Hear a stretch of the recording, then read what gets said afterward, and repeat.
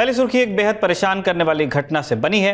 2.5 साल के भीतर भारत और चीन की सेनाओं के बीच एक बार फिर हिंसक झड़प हो गई है, जिसमें दोनों तरफ के जवानों को चोटें आई हैं। इस बार ये सब हुआ अरुणाचल प्रदेश में। ये घटना 9 दिसंबर की है, लेकिन इसकी जानकारी अब बाहर आई है। रक्षा सूत्रों के मुताबिक 9 तारीख को अरुणाचल प्रदेश से लगी वास्तविक नियंत्रण रेखा माने LAC पर चीन की सेना पहुंची। इसका विरोध करने के लिए भारत की फौज भी पहुंची और तब दोनों सेनाओं के बीच झड़प हो गई। रक्षा सूत्रों का दावा है कि जवानों को लगी चोटें मामूली हैं। दोनों पक्ष इसके बाद उस इलाके से पीछे हट गए, डिसएंगेज किया उन्होंने। इसके बाद दोनों पक्षों के स्थानीय कमांडर्स ने एक फ्लैग मीटिंग की, जिसमें शांति की स्थापना के लिए बातचीत हुई। अरुणाचल प्रदेश के जिस इलाके में झड़प होना बताया जा रहा है, वहां वास्तविक नियंत्रण रेखा को लेकर दोनों पक्षों में मतभेद है, जो तवांग का इलाका है। तो दोनों सेनाएं अपने अपने दावे तक जाकर के पेट्रोल करती हैं। पेट्रोल करने में क्या होता है, आप एक पॉइंट से निकलते हैं, अपने कैंप से निकले, आपको बताया कि यहाँ से बॉर्डर जा रही है, उस रेखा से वहाँ तक के जाना है, कुछ देर वहाँ पे रुकते हैं और अपनी निशानी छोड़ दी जाती है। कोई मैगी का पैकेट हो सकता है, कोल्ड ड्रिंक का कैन छोड़ दिया, सिगरेट का पैकेट छोड़ दिया, इस तरह की कोई निशानी जो बताती है कि ये हिंदुस्तान है और हिंदुस्तान की फौज यहाँ आकर के गई है। पेट्रोल एक गश्त ही है। अब ये सिस्टम चल रहा है 2006 से। उनकी फौज भी आती है, हमारी फौज भी जाती है। ऐसे में छोटी मोटी झड़प हो जाने की गुंजाइश बनी रहती है और इन झड़पों के दौरान, इन कॉन्फ्रंटेशंस के दौरान क्या किया जाना है, इसके लिए एक इलैबोरेट सिस्टम है जो 90s के दौर से इवॉल्व किया गया था। जैसा आप लोग जानते भी होंगे कि जब जवान जाते हैं तो उन हथियार जनरली होते नहीं है, या होते हैं तो वो पीछे रखते हैं। जब आमने सामने वो बात कर रहे हैं तो अपने हाथ नहीं चलाने की कोशिश करते हैं कि दूर से बात करें, फ्लैग्स एक दूसरे को दिखाएं जिसमें अंग्रेजी या चाइनीज़ में लिखा हो कि हम क्या चाहते हैं, आप क्या चाहते हैं। शांतिपूर्ण तरीके से दोनों पक्ष वापस लौट जाएं, इस तरह की सुविधा थी। लेकिन बीते 2 साल से जिस तरह पूर्वी लद्दाख में चीन की सेना ने जमावड़ा किया, वादा तोड़ते हुए इलाके में चौकियों और दूसरे इंफ्रास्ट्रक्चर का निर्माण किया, सड़कें बनाई, पुल बनाई, उसके बाद भारत चीन के बीच सैनिक तनाव पनप गया है। दर्शक जानते ही हैं, अप्रैल और मई 2020 का वो वक्त जब दोनों सेनाओं के बीच झड़पों की लगातार खबरें आ रही थी, वीडियोस भी आ रहे थे।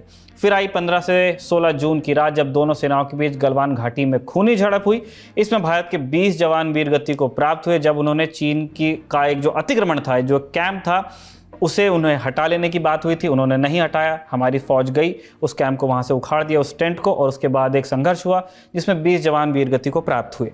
चीन ने अपने नुकसान के सही आंकड़े जारी नहीं किए थे, क्योंकि वहां प्रेस की आज़ादी है नहीं, इसलिए हम जानते भी नहीं क्या हुआ। कुछ डेथ्स उन्होंने एक्सेप्ट की, लेकिन पूरी जानकारी कभी तक सामने नहीं आई। तब से लेकर अब तक हमने पैंगोंग सो, गोग्रा पोस्ट, हॉट स्प्रिंग्स आदि जगहों पर दोनों सेनाओं के बीच तनाव की बातें सुनी है, आईबॉल टू आईबॉल कॉन्फ्रंटेशन के बारे में सुना है। दोनों तरफ से कोर कमांडर लेवल की दर्जनों बैठक हुई हैं, लंबा दौर उसका भी रहा है। फॉरेन मिनिस्ट्री के लेवल पे प्रयास हुए हैं और धीरे धीरे एक एक करके एक जगह पे इस तनाव को रिजॉल्व किया गया। पहले फौज को थोड़ा पीछे किया गया, डिसएंगेज किया, और जो लेगेसी इश्यूज थे जैसे कि देपसांग का मैदान, उनको अगर आप छोड़ दें तो बाकी जगह ये बताया जाता है कि डिसएंगेजमेंट हो गया है, डीमिलिटराइज नहीं हुआ है। चाइना क्या है कि इसको किसी तरीके से पोर्ट को बॉइलिंग रखना चाहता है, तो इसलिए ये इनकर्शन उसने अरुणाचल प्रदेश में शुरू कर दिया, ईस्टर्न पार्ट ऑफ इंडिया में, और ये आगे भी होता रहेगा। क्योंकि इसका कारण ये है कि चाइना ने आज की डेट में, पहले उन्होंने एक पैरेलल हाईवे बनाई, इंफ्रास्ट्रक्चर तैयार किया, रेल रोड नेटवर्क तैयार किया, और जिससे कि उसकी ट्रुप मूवमेंट्स थी वो बहुत फास्ट थी। परंतु आज की स्थिति ये है कि उन्होंने नॉट ओनली हाईवे जो parallel to line of actual control चलती है, उन्होंने बहुत सारे रेडियल्स भी बना लिए हैं। तो इससे क्या होता है कि ट्रुप की मूवमेंट फास्ट है, प्लस बहुत सारे लाइन ऑफ कंट्रोल के ऊपर उन्होंने अपनी साइड पे बहुत सारे नए गांव बसा लिए हैं। वहाँ पे चाइनीज लोगों को इंसेंटिव दिया है कि वो वहाँ पे आके बस जाएं, वहाँ पे लोकल लेडीज से शादी करें और वहीं पे रह जाएं। तो इससे बहुत सारी बिजनेस एस्टैब्लिशमेंट्स वगैरह आ जाती हैं, और जितना ये अनपॉपुलेटेड एरिया था, एक किस्म का पठार माना जाता था, पूरा का पूरा तिब्बत और चाइना के बीच में, इसको हम मैकमोहन लाइन भी बोलते थे, अब वो एकदम से एरिया बज हो गया है। बज होने का मतलब वहाँ चाइनीज प्रेजेंस नजर आ रही है जगह जगह पे, और चाइना का जो क्लेम है उस एरिया का भारत के अंदर, इसकी वजह से और भी मजबूत होता जा रहा है, और वो एक दृढ़ता दिखा रहे हैं इसके अंदर। जैसा कि विशेषज्ञ आपको बता रहे थे कि किस तरह की स्थिति है पूरे LAC में, वो दोनों जगह की रियलिटीज़ लगभग इसी तरह की हैं, जो रियलिटीज़ ऑफ वेस्ट और रियलिटीज़ ऑफ ईस्ट जिनको कहा जाता है। जो पूर्वी लद्दाख का इलाका है, वहाँ पे ज़्यादा अतिक्रमण है चीन का, और वहाँ पे उनका इंफ्रास्ट्रक्चर काफ़ी बेहतर है हमारे बनस्बत। यही चीज़ अरुणाचल में भी है, लेकिन अरुणाचल में दोनों देशों के बीच में जो डिसएग्रीमेंट है टेरिटरी को लेकर के, जो मतभेद है, वो तुलनात्मक रूप से कम है। अब जैसे कि विशेषज्ञ आपको बता रहे थे कि चीन ने अपने इलाके में एलएसी का जो उसका इलाका है उसमें बहुत रैपिड डेवलपमेंट किया है, खूब सारे उन्होंने हाईवेज बनाए हैं और इन हाईवेज से फिर वो एक एक करके अंदरूनी इलाकों तक के सड़क बना रहे हैं जिनको वो रेडियल्स कह रहे थे, और इस वजह से चीन की तैनाती जल्द हो जाती है। लेकिन इसको काउंटर करने के लिए पिछले 2 साल में भारत ने लगातार कदम उठाए हैं। पूर्वी लद्दाख में जैसे कि आप जान ही रहे हैं, 1 दशक की मेहनत के बाद DSDBO जो पूरी रोड है वो बन करके तैयार हो गई है, और अभी कुछ दिन पहले ही इस बात का भी ऐलान हुआ था कि अरुणाचल प्रदेश में भी जो पूरी सीमा है हमारी, जितना हम मानते हैं कि अंतर्राष्ट्रीय सीमा है, उससे लगता हुआ एक हाईवे बनाया जाएगा। इन्हीं सारे डेवलपमेंट्स के बीच में जो इंफ्रास्ट्रक्चर जब किसी पक्ष का ज़्यादा हो जाता है तब दूसरा पक्ष उसे किसी तरह से काउंटर करने के लिए, कोई मैसेज देने के लिए इस तरह के इंसिडेंट्स आपके सामने आते हैं जब दोनों पक्षों में झड़प होती है। एक बात हमारे दर्शक ज़रूर से याद रखें, दोनों देश बहुत भारी भरकम सेनाएं रखते हैं, दोनों देशों की सेनाएं फॉरवर्ड डिप्लॉयड हैं पूरी एलएसी में, मतलब बिल्कुल सीमा रेखा के पास तक के वो तैनात हैं।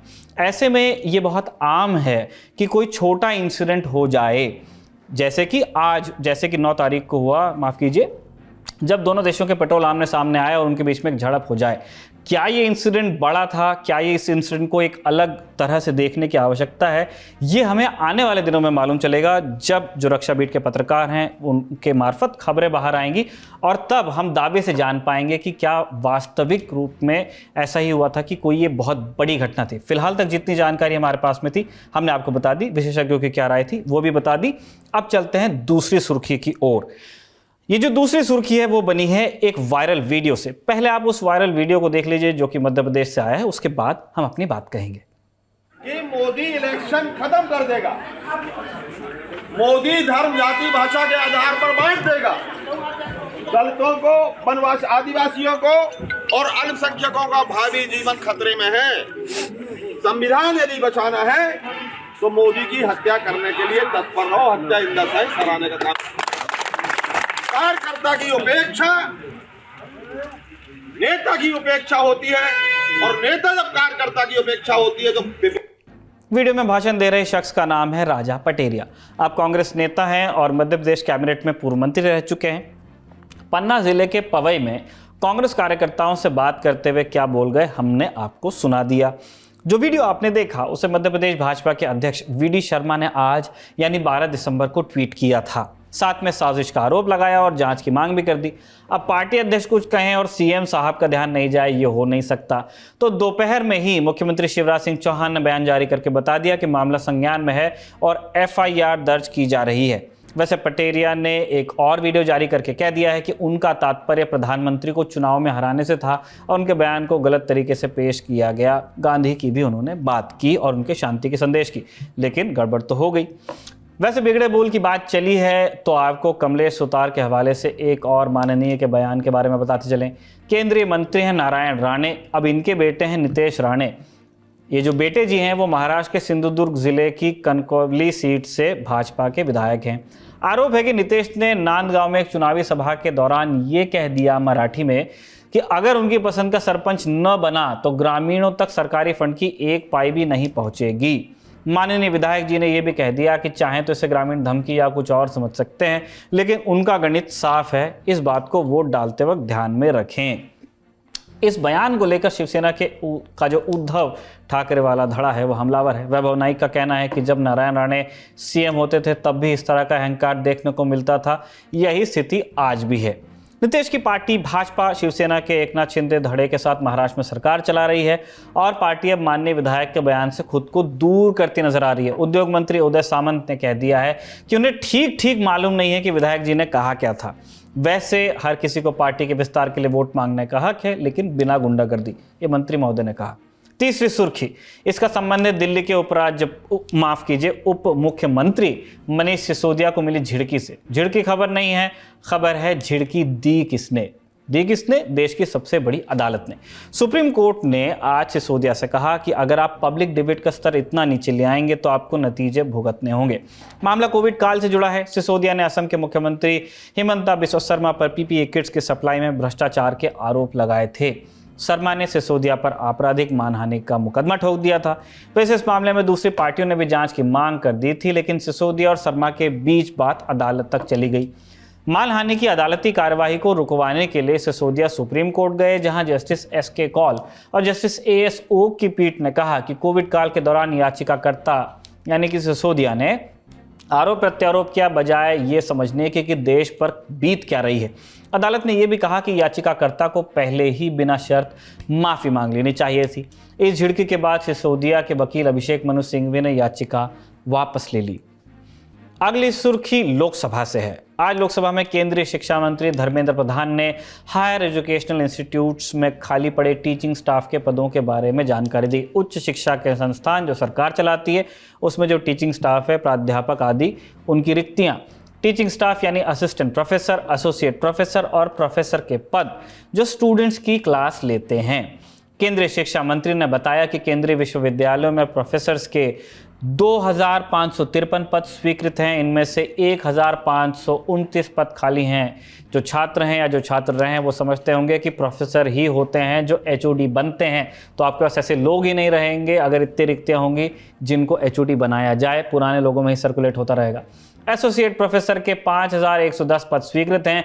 इनमें से 2304 पद खाली हैं, जबकि असिस्टेंट प्रोफेसर के 11293 पद स्वीकृत है, जिनमें से 2347 पद खाली हैं। देश के कुल 35 केंद्रीय विश्वविद्यालयों में टीचिंग स्टाफ के 18956 पद हैं कुल, जिनमें से 6180 पद खाली हैं। इसी तरह भारतीय प्रौद्योगिकी संस्थान यानी कि आईआईटी में टीचिंग स्टाफ के कुल 11170 पद स्वीकृत हैं, जिनमें से 4502 पद खाली हैं, जबकि भारतीय प्रबंध संस्थान यानी आईआईएम में कुल 1566 पद स्वीकृत हैं, जिनमें से 493 पद खाली हैं। कुल मिलाकर हायर एजुकेशनल इंस्टीट्यूट्स में टीचिंग स्टाफ के 31,692 पद स्वीकृत हैं, जिनमें से 11,175 पद खाली हैं। केंद्रीय मंत्री ने इस जानकारी के साथ ये भी बताया कि रिक्तियों का होना और उन्हें भरना सतत प्रक्रिया है, ये लगातार चलती रहती है। शिक्षा मंत्रालय ने रिक्तियों को मिशन मोड में भरने का निर्देश दे दिया है। संसद की कार्यवाही पर विस्तार से यदि आप जानकारी चाहते हैं तो हमारे खास पेशकश संसद में आज आप देख सकते हैं। अगली सुर्खी का संबंध है महाराष्ट्र के पूर्व गृह मंत्री से जो अब जेल से बाहर आ सकते हैं। हम बात कर रहे हैं राष्ट्रवादी कांग्रेस पार्टी के नेता अनिल देशमुख की, जो भ्रष्टाचार के आरोप में जेल में बंद हैं। इन्हें बंबई उच्च न्यायालय से बेल मिल गई है। जेल से बाहर आने के लिए उन्हें 1 लाख रुपए का बॉन्ड भरना होगा और जांच में सहयोग भी करना होगा। लाख रुपए की व्यवस्था देशमुख के लिए बाएं हाथ का खेल है, लेकिन उन्हें 10 दिन का इंतजार करना पड़ेगा। क्यों? क्योंकि न्यायालय के आदेश के मुताबिक इस मोहलत का इस्तेमाल सीबीआई सुप्रीम कोर्ट जाने के लिए कर सकती है। अगर सुप्रीम कोर्ट बंबई उच्च न्यायालय के आदेश में दखल न दे तो देशमुख बाहर आ जाएंगे। अनिल देशमुख पर प्रवर्तन निदेशालय मनी लॉन्ड्रिंग का मामला भी चला रहा है। इस मामले में उन्हें 4 अक्टूबर को बेल मिल गई थी। दिन ढलने तक एक और खबर आई थी बेल से जुड़ी। दिल्ली दंगों के लार्जर कॉन्स्पिरेसी केस में बंद उमर खालिद को उनकी बहन की शादी के लिए अंतरिम जमानत मिल गई है। अंतिम सुर्खी का संबंध है हिमाचल प्रदेश के नए नवेले मुख्यमंत्री सुखविंदर सिंह सुक्खू से। उन्होंने आज आधिकारिक रूप से सूबे के 15वें मुख्यमंत्री का पदभार ले लिया। आज उन्होंने अपनी पहली कैबिनेट बैठक भी की। इससे पहले उन्होंने प्रेस से कहा कि चुनाव प्रचार के दौरान जिन गारंटी स्कीम का जिक्र हुआ उन्हें त्वरित रूप से लागू किया जाएगा। मंत्रिमंडल विस्तार के सवाल पर सुक्खू बोले कि यह काम कांग्रेस हाईकमान के साथ बातचीत के बाद किया जाएगा। आपके ज्ञान की गहराई नापने के लिए आ गई है ललन टॉप क्विज। मौके पर दो जवाब और मौके पर ही पाओ इनाम। सोमवार से शुक्रवार रात 9 बजे सिर्फ ललन टॉप ऐप पर। याद रखो कक्का की बात जो कही गई है नॉलेज पर हाल लगाओ हाल फायदा दे लगाओ का फायदा। तो फटाक से डाउनलोड करो ललन टॉप ऐप और आ जाओ 9 बजे क्विज खेलने के लिए हमारे साथ।